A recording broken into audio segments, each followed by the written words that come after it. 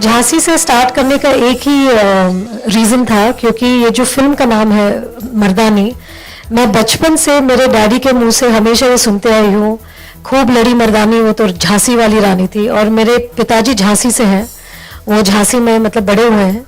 और मैं बचपन में झांसी जाती थी बहुत बार, रानी ऑफ झांसी के फोर्ट में जाती थी। तो ये जो पहले बार एज अ चाइल्ड जब मुझे एक वुमेन पावर का जो एहसास हुआ इस थ्रू रानी ऑफ झांसी, और जिस तरह से उनका लेजेंड है, जिस तरह से उनके बारे में हमने स्कूल बुक्स में पढ़ा है, जब भी मैं झांसी जाती थी तो मैं बहुत क्यूरियस होती थी फोर्ट में जाने के लिए। तो मेरे पापा मुझे लेके जाते थे फोर्ट में, और मैं बहुत इंटरेस्टिंगली और वाइड आइड मैं उनसे स्टोरी सुनती थी। तो जब ये मार्केटिंग की बात हुई इस फिल्म के लिए, तो मैंने सोचा कि झांसी से स्टार्ट करना चाहिए, क्योंकि एक जो कनेक्शन है इस फिल्म का मेरे साथ और मेरा और झांसी के साथ, और की टाइटल है मर्दानी। तो मैंने सोचा कि झांसी से स्टार्ट करना बहुत अच्छा होगा, और अगर रानी ऑफ झांसी वहाँ है तो उनका ब्लेसिंग भी मिल जाएगा। और जो वुमेन पावर की बात कर रहे हैं हम इस फिल्म में, जैसे कौसर ने कहा, so I just carry forward from there.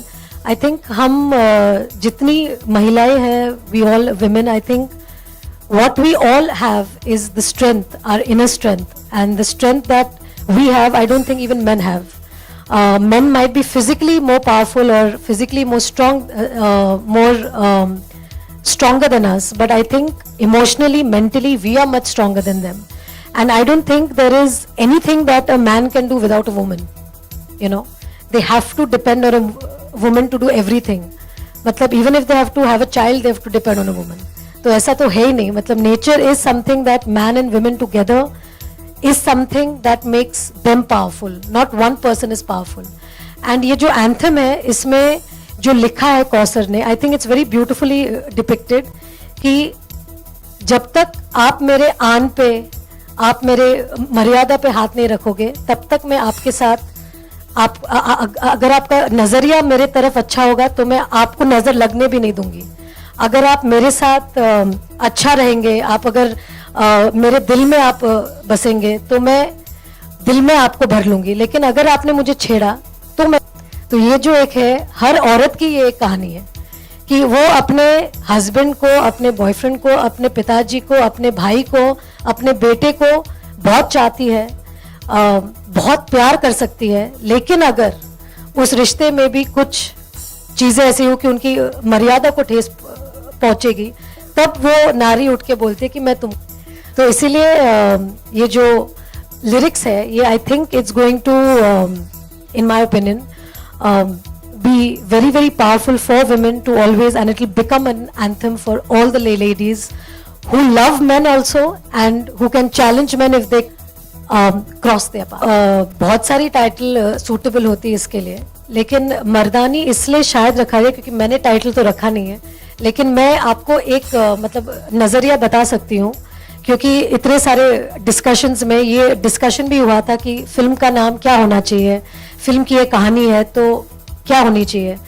तो Mardaani I think was something that was unanimous with the team.